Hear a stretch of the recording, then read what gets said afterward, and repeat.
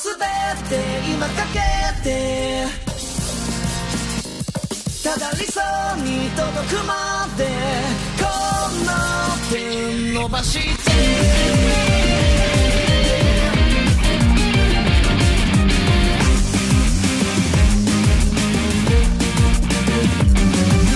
目の前に伸びる選択肢善と悪との歯車は行くただ一つだけの結末へ何もかも偶然のチョイスそしてまた次へのナイス可能性の限界までその行く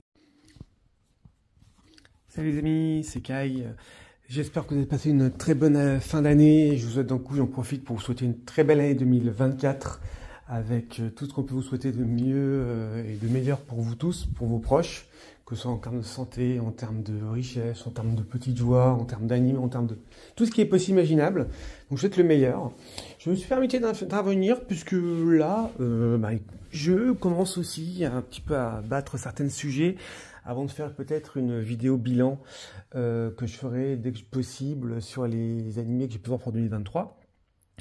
Je me suis dit que je devais intervenir sur une petite animée qui a fait sa petite hype. Alors, à vous, vous me direz si vous êtes de ceux qui ont vécu cette hype ou pas. Et je parle évidemment de The Eminence in Shadow. Tout simplement, hein, donc je vais devenir une personne puissante dans l'ombre, qui est une série de light novels japonaises, hein, comme beaucoup d'animés que l'on peut voir, et qui suit donc les péripéties de Sid, hein, un jeune garçon transporté dans un autre monde, souffrant du syndrome de Shunibyo. Bon, pour faire simple, il souffre simplement d'un syndrome qui est un délire en fait. C'est les adolescents qui ont des délires grandioses, qui veulent désespérément se démarquer, qui sont convaincus qu'ils détiennent des connaissances cachées ou des pouvoirs secrets. Donc bon, du coup, c'est l'équivalent de quelqu'un, un jeune adolescent qui est rêvé dans sa vie de devenir Batman. Donc du coup, on arrive là-dessus, effectivement, sur cette isekai, où une fois qu'il est transporté dans son nouveau monde, il parvient à convaincre son nouvel entourage, qui est le chef d'une société secrète recrutant de puissants individus et visant à influencer le cours des événements. Et il ne veut pas forcément être un héros super cheaté ou overcheaté, il veut être un héros de l'ombre, c'est-à-dire qu'il veut juste, effectivement, manipuler un peu les gens dans l'ombre et les événements, que les événements le servent. Et ils ne se rendent pas compte que ces mensonges, ils prennent progressivement vie et consistance afin de le servir. Donc du coup, résultat des courses, il s'auto-gère, il s'auto-donne des avantages en permanence. Du coup, ça donne quelque chose d'assez intéressant. Hein, c'est vraiment assez intéressant parce que au final, au-delà, on tirera sur la critique un petit peu plus tard. Bon, en fait, il y a une vision du monde par le protagoniste, et en fait, ça provoque des choses autour de lui. C'est-à-dire que le peuple autour de lui, est incité à jouer le jeu afin d'éviter de nier ses délires. Mais en fait, en fin de compte, le protagoniste s'enfonce de plus en plus dans ses délires. En gros, il influence les événements, il crée ses propres événements, et de plus en plus de monde autour de lui y croit. Alors, au-delà du côté un petit peu facile de l'animé, où on retrouve les grands classiques de tout ce qui est isekai, déjà à la base, quand il était humain, il voulait effectivement, il s'est entraîné, il s'est rendu compte qu'il pouvait être effectivement illimité à un moment donné. Il se trouve dans l'autre monde, il s'entraîne pour devenir surpuissant. À côté de ça, il continue de jouer. En fait, il y a un double côté intéressant, c'est qu'en fait, il joue un multiple personnage. En fait, il se sert lui-même, il crée sa propre histoire. Donc, c'est pas inintéressant. Et il est toujours là, comme vous en doutez, toujours là au bon moment. S'il a envie de sauver une jeune fille en détresse, il le fait. Il a envie d'être d'un délinquant, il le fait. Donc, ce qui est bien, c'est que c'est pas un héros classique, comme vous pourrait le penser, comme la plupart des isekai, où c'est je veux sauver le monde, ou c'est tout, je suis un jeune adolescent prépubère qui a des besoins particuliers à assumer. Il pense être quelqu'un qui a une intelligence supérieure, et qui peut manipuler les événements en son sens.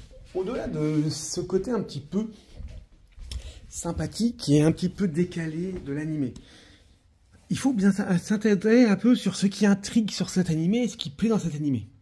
Alors déjà, on a une animation qui est vraiment très sympathique.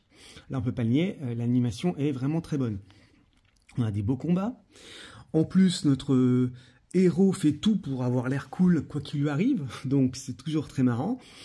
Il y a un petit côté farfelu où, en fait, ils se rendent pas compte. Il est super cheaté, mais il est super stupide en parallèle. Donc, en fait, ou naïf. Donc, c'est un peu c'est marrant. Il essaie de jouer quelqu'un de maladroit dans la vraie vie, pour derrière sortir de l'ombre et être un tueur exceptionnel. Et en fait, on se rend compte qu'il est un petit peu ridicule, parce qu'en fait, il fait pas forcément dans le bon sens, il œuvre pas que pour le bien, on va dire. Il œuvre parfois dans son intérêt, tout simplement, hein, pour devenir plus riche ou autre. Le côté, bien sûr, il crée son petit harem. Alors c'est marrant parce que bon, il n'en profite pas plus que ça. Donc bien sûr, certains diraient qu'il est homo déjà, mais bon, il est vraiment pas dans ce truc du tout. Et en fait, il commence à intégrer un certain nombre de choses, il s'amuse. Et ce qui est marrant, en fait, le protagoniste, en fait, il a des pouvoirs extrêmes. Mais il n'est pas motivé par le groupe de prétendantes, il est motivé que pour devenir l'éminence de l'ombre, donc le plus cool du monde, et jouer les scénarios fantastiques qu'il a imaginés depuis son enfance. Donc c'est ça qui est assez rigolo. Donc la vision pragmatique de son monde, elle se confronte directement à la déconnexion avec le vrai monde et les événements qui se déroulent autour de lui, donc il fait un gros décalage. Ce décalage fait qu'il y a une certaine touche d'humour, mais donc il n'est pas impeccable, il n'est pas altruiste, hein, on peut pas dire ça. Et effectivement, il se sert, mais par contre, il se trouve une petite phrase cool. Un jour, il a envie pendant qu'il y a dans la saison 2, pendant qu'il y a un événement excessivement grave qui arrive, qui s'est créé, du coup, au lieu d'intervenir pour sauver les gens, il fait ça pour récupérer son argent. Donc, ce qui est bien, c'est qu'il est super cheaté. Il est un peu stupide, alors que pourtant, il pense avoir une intelligence supérieure à bien des égards. Donc il y a beaucoup de couches humoristiques. À côté de ça, graphiquement, on est typiquement dans les standards actuels, que ce soit du Berserk of Luctony ou du Kingdom of Ruin, si on veut avoir des références, sont allés forcément au niveau du Jujutsu Kaisen. Donc on se retrouve sur une série qu'on va clairement pas vous dire que c'est l'isekai de l'année, clairement, je vais pas vous dire, surtout qu'en plus ça date depuis 2022 déjà. Donc c'est pas l'isekai de l'année, c'est loin d'être le meilleur. On se rend bien compte au fil des épisodes que c'est très parodique, mais vraiment très parodique as fuck. Mais je pense que c'est ça qui plaît. Après, oui, il y a aussi ce côté un petit peu héroïque. Le héros qui va absolument paraître, qui veut se trouver sa petite pose qui va bien à l'instant T, que se remarquer. Enfin, ça peut être, sincèrement, c'est agréable à regarder, c'est divertissant. Alors certes, c'est pas l'animé de l'année, ce n'est pas le meilleur isekai qu'on verra dans tous les genres, mais c'est pas le pire non plus. Elles sont passées sur la comparaison, et ça reste quelque chose d'un peu plus intéressant que les classiques que l'on peut voir. Donc j'arrive un petit peu, je comprends un petit peu pourquoi ça plaît, parce que déjà moi-même ça m'a pas déplu, sincèrement, je suis vu les deux saisons assez rapidement, ça se regarde sans aucun souci. Même si on sait qu'il y a un décalage, même si on sait qu'il n'y a pas forcément de challenge, on se marre, on rigole, on se divertit, on suit un petit peu les tribulations de Sid, quelque part c'est un peu ça. Et quelque part, c'est ce qu'on demande en fait. C'est tout qu'on demande, donc on va têter tout le bruit qui est autour de cet animé, qu'il soit bon, mauvais, qu'il prenne pour des idiots, ou que ce soit juste une parodie. En fait, tout ça, je vous dirais quelque part, mais on s'en fiche. Regardez-le, c'est divertissant, c'est ce qu'on lui demande, ça se laisse regarder sans aucun souci, et sincèrement, ça fait plaisir. Donc n'hésitez pas à la regarder, les amis. Allez, à plus!